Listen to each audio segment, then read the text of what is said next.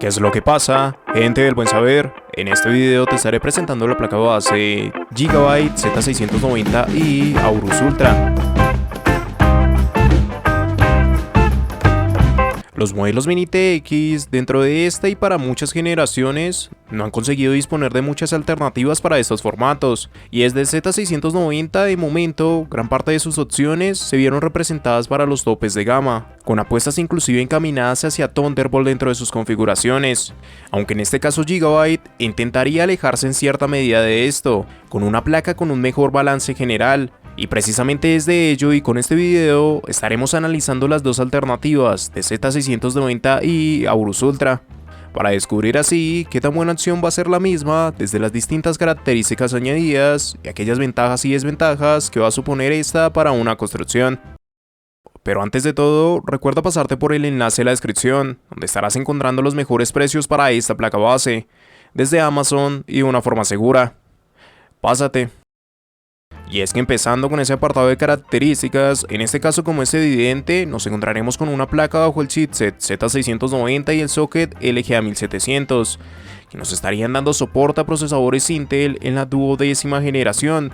lo cual incluiría la compatibilidad necesaria para procesadores dentro de líneas como i9, i7, i5 e i3, además de un futuro soporte para próximas versiones. Y ante lo cual, en la descripción encontrarás un enlace constantemente actualizado con cada uno de los procesadores compatibles. Ya para el lado de su memoria RAM, nos encontraremos que sería necesario poseer memorias de tipo DDR4 o DDR5, dependiendo en este caso de la versión que vayamos a escoger. Ambos modelos van a disponer de la capacidad para añadir módulos en un máximo de 32 GB y que en conjunto sumarían hasta 64 GB dentro de los dos DIMMs correspondientes en la placa, y donde realmente empezarían a darse cambios sería a partir de sus frecuencias. Por un lado, las versiones con memorias de tipo DDR4 limitarían las frecuencias y modificaciones hacia los 3200 MHz, y a partir de la activación de perfiles XMP o modificaciones manuales con overclock podemos llegar a alcanzar hasta 5333 MHz, mientras que DDR5 subiría este valor a 4800 MHz sin ningún tipo de modificaciones, y a un máximo de 6200 MHz conseguidos a partir de la activación de perfiles XMP u OC manual, siendo en este caso el único cambio a partir de las versiones en DDR4 y DDR5, y dejando el resto de características a conservarse para ambas placas. Si es que nos situamos en su almacenamiento, en este caso contaremos con 4 puertos SATA de 6 GB por segundo, que pueden ser configurados en modo RAID 0, 1, 5 y 10. Adicional a esto encontraremos 2 M.2, ambos contarían con el soporte para PCI Express 4.0. En cuanto a su formato, tendríamos compatibilidad con tarjetas de formato desde el 2260 hasta el 2280 para el M.2 principal. Para la segunda conexión, se contaría con la compatibilidad con tarjetas de formato desde el 2242 hasta el 2280. En cuanto a sus puertos de expansión, se nos va a presentar un PCI Express con formato X16, a través del cual se nos va a dar soporte para PCI Express 5.0. Cada una de estas características serían acompañadas junto al códec de audio ALC 4080, además de sumar a estos apartados la tarjeta AX201,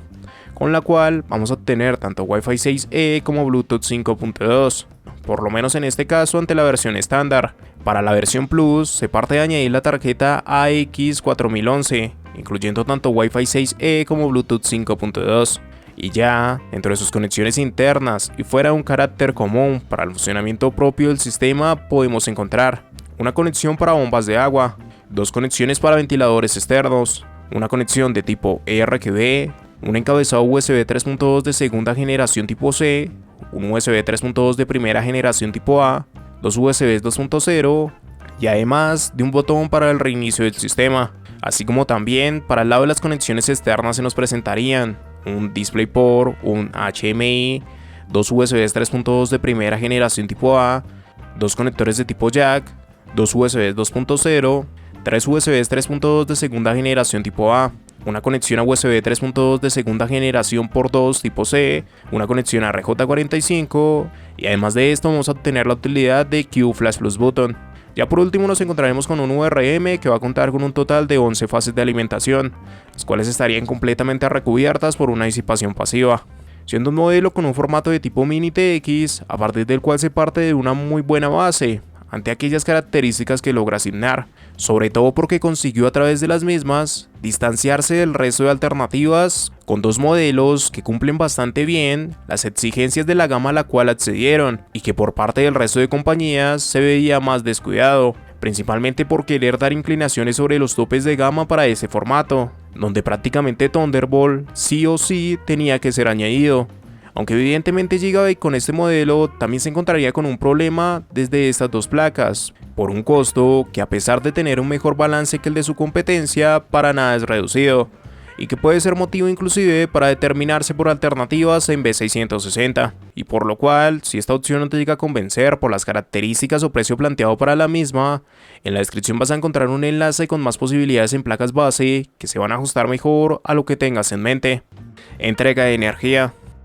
Sobre este VRM debemos tener presente que hay dos versiones desde este mismo modelo, ante lo que sería en este caso la versión Plus y el modelo estándar. En ambos casos se va a partir de un total de 11 fases de alimentación, 10 para su VCore más una para su SOC, cada una de estas, como gran parte de los modelos en Gigabyte, siendo gestionadas desde el controlador central de Renesas RAA229131,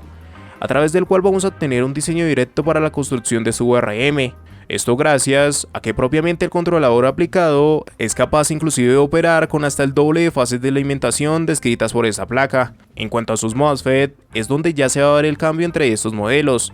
En este caso, para la versión normal se añadirían los MOSFET ISL 99390 con una capacidad precisamente de 90 A y obteniendo con ello en teoría un manejo por parte de su VCore de hasta 900 A. Mientras que para el modelo Plus se haría paso a los ISL 99105 con una capacidad precisamente de 105 A y dejando en manejo en teoría por parte de su VCore de hasta 1050 A. Con todo ello nos vamos a encontrar que la cantidad de fases se replica con respecto a modelos en estas mismas gamas y formato, como pueden ser las versiones Mini TX de Unify para MSI y Gaming para Asus. Sin embargo, los MOSFET sí quedan una leve disminución hacia una alternativa de menor gama, pero desde la versión normal. Para la versión Plus sí que se añadirían los mismos MOSFET que para estas placas mencionadas, por lo que como tal, para su formato y chipset en cuestión, se va a establecer con uno de los mejores VRMs desde esa versión Plus. Para la versión normal, sea una leve disminución, pero que seguiría siendo completamente factible para llevar procesadores bajo la línea i9, sin problema alguno. Y aquella diferencia con respecto a los modelos mencionados y la propia Plus, sobre todo impactaría de cara a las modificaciones con overclock, siendo estos modelos mucho más apropiados para las mismas. Y así, como cada una de estas características nos plantean una placa base con muy buenas prestaciones para realizar nuestros ensambles, de igual manera reconocer aquellas ventajas que nos puede plantear es un apartado fundamental, por lo cual estos serían algunos de esos puntos que jugarían a su favor. Aquí sobre todo se van a destacar apartados referentes a las mejoras dadas desde aquellos modelos de chipset de gamas inferiores, y donde a su vez debemos tener en cuenta que desde muchas de las características en conectividad no se van a dar en gran medida apartados, ya que su formato en cuestión condicionan bastante a este tipo de placas. Con ello, una de las principales cosas a destacar iría por parte de su codec de audio, en este caso consiguiendo añadir una de las mejores versiones, con el ALC 4080. Desde acá también se van a partir en dos de las mejoras vitales en esta generación y que a su vez conseguiría esta placa, tanto por el soporte correspondiente para PCI Express 5.0, que se ve añadido desde el único puerto de expansión, como hasta propiamente el soporte para DDR5. Ya se van a estar añadiendo esa doble conectividad hacia M.2 con el soporte de PCI Express 4.0, encontraremos un buen VRM e inclusive repotenciado desde aquella versión Plus para igualarse a su competencia. Se van a añadir conexiones para RJ45 de 2.5 GB, como conectividad inalámbrica desde la tarjeta X201 para la versión estándar, y AX411 para la versión Plus, y ese paso hacia Wi-Fi 6E. Se da el acompañamiento correspondiente en USB tipo C, tanto en su backplate como en cabezados internos, con dos de las mejores versiones para estos conectores. Obtenemos utilidades como Q-Flash Plus Button y Reset Button, pero lo cierto es que más allá de esto poco vamos a obtener. Y dentro de lo más importante, tendría presente la diferencia en costo con respecto a las placas con las cuales compite, ya que inclusive Plus es la que más compartiría añadidos con su competencia, y aún ante lo mismo consigue un mejor costo. Seguido a esto también debemos tener presente el que se va a añadir uno de los mejores codecs de audio, y hasta propiamente la influencia que puede tener su apartado estético. De igual manera, a pesar de que se añaden una gran cantidad de ventajas para esta placa base, a su vez no es un modelo que vaya a estar excepto de contener algunas desventajas, por lo cual estos serían algunos de esos puntos que no jugarían tanto a su favor. Aquí lo que más se puede llegar a mencionar es aquella falta de apartados en su conectividad, teniendo presente el formato en cuestión de este tipo de modelos, y es donde se puede reprochar muchas de sus características, ya sea por la falta de más M.2 hasta propiamente conexiones a USB y muchos de estos añadidos relacionados con su conectividad. Sin embargo, hacer referencia a este tipo de desventajas no cobra tanto sentido, ya que evidentemente necesitaremos de una placa en otro formato para obtener mejoras de este tipo, por lo que con respecto a aquellos modelos con los cuales realmente compite, en primer lugar debemos tener presente que la versión normal de esta placa reduciría su VRM, y hasta propiamente se declina por una tarjeta para conectividad inalámbrica de menor gama, con lo que puede precisamente conducir a la elección por modelos de otras compañías para dichas mejoras. Sin embargo, ambos puntos son precisamente la base de mejora que podemos encontrar con la versión Plus, y con ello podemos ver en cierta medida que si se compara con la versión Mini TX de Astro Phantom Gaming, pues realmente los cambios van a ser mínimos, casi hasta el punto de limitarse a apartados estéticos, sobre todo con respecto a la versión Plus. Pero aquí el verdadero problema es que sobre ese mismo escenario también encontraremos la versión Mini TX de Unify, una placa que en este caso sí parte de muchas diferencias con respecto a estos modelos,